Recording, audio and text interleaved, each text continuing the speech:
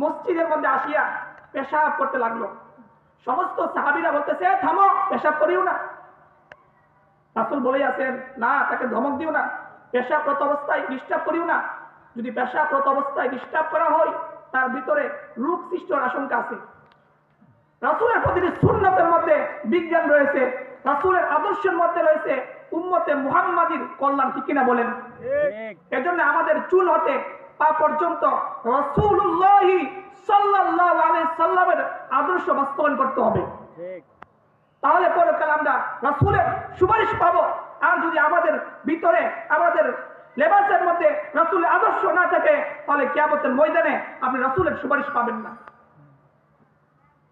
বুখারী শরীফের হাদিস, হযরত আনাস ইবনে মালিক রাদিয়াল্লাহু তাআলা আনহু হতে বর্ণিত, তিনি বলেন, বাইনামা নাহনু ফিল মসজিদি মা রাসূলিল্লাহি সাল্লাল্লাহু আলাইহি ওয়াসাল্লাম ইয জাআ আরাবিয়্যুন ফাকামা ইয়াবুলু ফিল মসজিদি। আমরা একদিন মসজিদের মধ্যে রাসূলের সাথে বসা ছিলাম। হঠাৎ করে একজন বেদুইন আসিয়া মসজিদের মধ্যে পেশাব করতে লাগলো।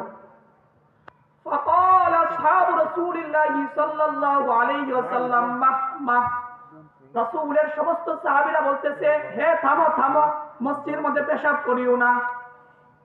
فقال رسول الله صلى الله عليه وسلم لا تزرموه دعوه فتركوه حتى بال। রাসূল বলেছেন, তোমরা তাকে ধমক দিও না, তাকে ছেড়ে দাও, সে পেশাব করুক। ওই বেদুইন মসজিদের মধ্যে পেশাব করিয়াছে। সুম্মা আন্না রাসূলুল্লাহি সাল্লাল্লাহু আলাইহি সাল্লাম দাআহু ফাকালা লাহু। সে পেশাব করার পরে রাসূল তাকে ডাকিয়া নিজের কাছে আনছেন। আইনা বলতাছে, শুনো, ইন্না হাযিহিল মাসাজিদা লা তাসলুহু লিশাইইন মিন হাযাল বাউলি ওয়াল কদিরি। শুনো, এই মসজিদগুলো পেশাব পায়খানার জন্য বানানো হয়নি। এই মসজিদগুলো পেশাব পায়খানার জন্য বানানো হয়নি। ওয়া ইন্নামা হিয়া লিযিকরিল্লাহ ওয়াস সালাতি ওয়া কিরাআতিল কুরআন। এই মসজিদগুলো বানানো হয়েছে আল্লাহ তাআলার জিকির করার জন্য, নামাজ আদায় করার জন্য, কুরআন তেলাওয়াত করার জন্য। তাহলে বলেন, এই হাদিস দ্বারা আমরা আরেকটি বিষয় শিখতে পারলাম, মসজিদ বানানো হয়েছে কে জন্য? আল্লাহর জিকির করার জন্য। সুবহানাল্লাহ সুবহানাল্লাহ সুবহানাল্লাহ, আল্লাহর জিকির করার জন্য।